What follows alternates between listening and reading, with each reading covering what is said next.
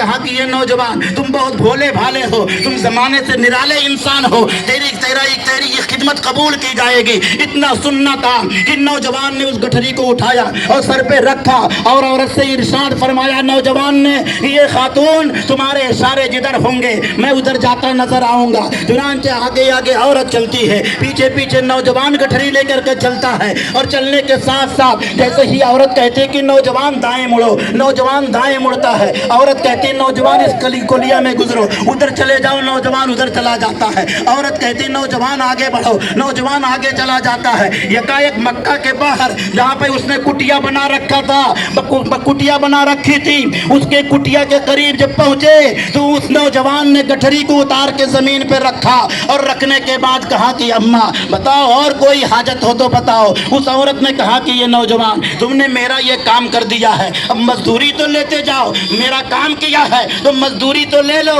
تو اس نوجوان نے کہا کہ میں اس دنیا میں مزدوری لینے کے لیے نہیں آیا ہوں, یہ کام میرا نہیں ہے. میرا کام یہ ہے کہ غریبوں کی مدد کرتا نظر آؤں, کمزوروں کو سہارا دیتا ہوا نظر آؤں, بیواؤں کا خیال کرتا ہوا نظر آؤں, انصاف سے دنیا کو بھرتا ہوا نظر آؤں. میرا تو یہ کام ہے.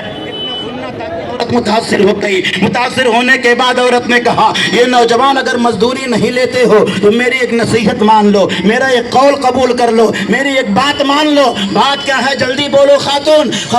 عورت نے کہا کہ بات میری یہ ہے کہ میں نے مکہ کو کس لیے چھوڑا ہے, اس کی رودات ذرا جان لیجئے. مکہ کو میں نے اس لیے چھوڑی ہے کہ مکہ میں ایک محمد بن عبداللہ ہے, لوگوں میں مشہور ہے کہ وہ جس سے گفتگو کر لیتا ہے لوگ اس کے دیوانہ ہو جاتے ہیں. انہی سے بچنے کے لیے میں نے مکہ کو چھوڑ دیا ہے اور کٹیا میں بقیہ زندگی بسر کر کے میں گزارنا چاہتی ہوں. یہ نوجوان تم کو میں سمجھاتی ہوں, تم اس نوجوان کے قریب نہ جانا, محمد بن عبداللہ کے قریب نہ جانا, ان کی باتوں کو نہ ماننا. اس کو معلوم نہیں تھا کہ اس کے دل کے اندر بھی انقلاب پیدا ہونے والا ہے. چنانچہ اس عورت نے کہا تم ان کے قریب نہ جانا, اس لیے کہ وہ نئے دھرم کی بات کرتے ہیں اور نئے دین کو لائے ہوئے ہیں, اسی دین کی آبیاری کے لیے کام کرتے نظر آتے ہیں. میں نے تہیہ یہ کر لیا ہے, اپنے باپ دادا کے دھرم کو نہیں چھوڑوں گی, اس لیے تم کو سمجھا رہی ہوں کہ نوجوان جب تم شہر میں جانا تو محمد سے دوری بنائے رکھنا, محمد کے قریب نہ جانا, ان کی باتوں کو نہ سننا. پھر اس نوجوان نے کہا کہ یہ خاتون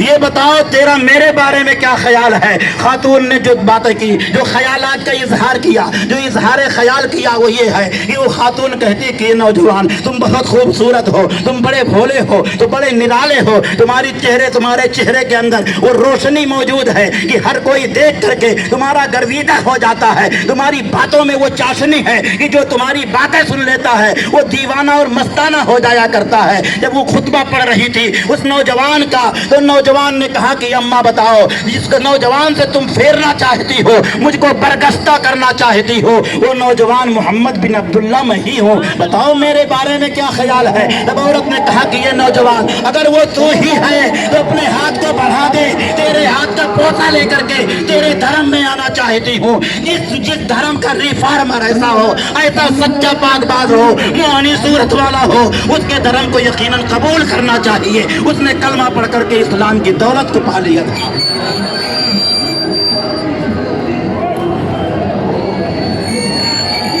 اور شاعر جو کہتا ہے سیرت ایسی کی اغیار کلمہ پڑھے, یہ غیر لوگ کلمہ پڑھتے ہوئے نظر آئے. مصطفیٰ جان رحمت کی سیرت طیبہ یہ ہے, اور اسی سیرت پہ عمل کرتے ہوئے ہم کو اور آپ کو بھی چاہیے سرکار علیہ الصلوۃ والسلام کی اس سیرت کو اپنائیں. ہمارے سماج میں اگر کوئی بیوہ ہو اس کا سہارا بن